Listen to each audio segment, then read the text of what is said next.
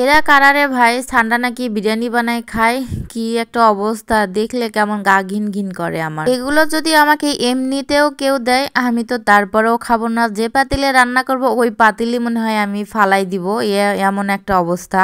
আসল কথা হলো মানুষের রুচিটাই মেইন, রুচি থাকলে সবকিছুই খাওয়া যায়। আমি আজকে অনেক সকালে উঠছি, ভোর 6টায় উঠছি, উঠে রান্না বান্না তো মাটির চুলায় করব। অনেক দিন হলো মাটির চুলায় রান্না করা হয় না, তো ভাবতেছি আজকে মাটির চুলায় রান্না করে খাবো। গতকালকেও আমি রান্না করেছিলাম, মাংস রান্না করেছিলাম, তো সেটারই মাংস অল্প একটু ছিল, ওটা দিয়ে আমি আজকে খিচুড়ি বানাবো।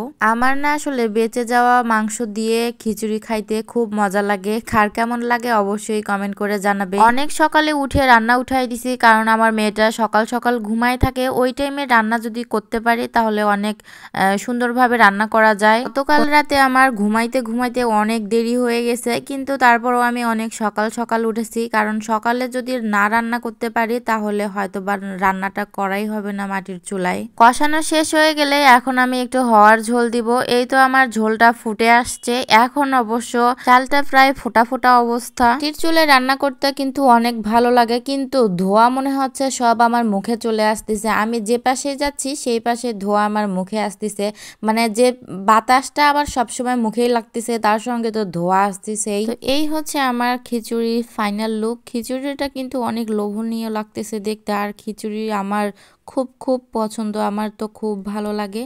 তো এখন আমি একটু মাছের ঝোল রান্না করব, সেটাও উঠাই দিব। সকালের জন্য আমি শুধু খিচুড়ি রান্না করেছি, আর দুপুরে রাতের জন্য মাছের ঝোলটা রান্না করে নিব। আমি যত খাবারই খাই না কেন আমার শুকনা খাবার খুব একটা পছন্দ না, আমার বরাবরই ঝোল রান্না পছন্দ। ঝোল এই জন্য আমার সব সময় থাকে, মানে রেগুলারই আমি ঝোল রান্না করার চেষ্টা করি।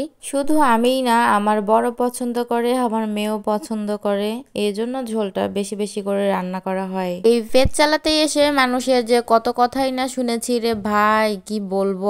আর আমার জামাইজান তো আছেই, সে শুধু হচ্ছে দেখলে হয়, আমি ক্যামেরাটা অন করা মাত্রই তার শুরু হয়ে যায় বকবকানি।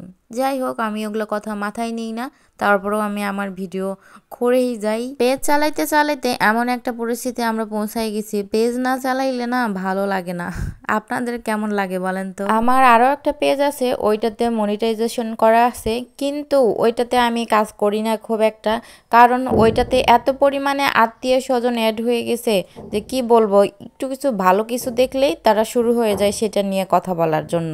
আমাদের বাসায় দোতলাতে ছাদে কাজ করতেছে, তো সেখানকার একটু একটু শব্দ আসতেছে, তো ওইটা সবাই একটু ইগনোর করে নেবেন।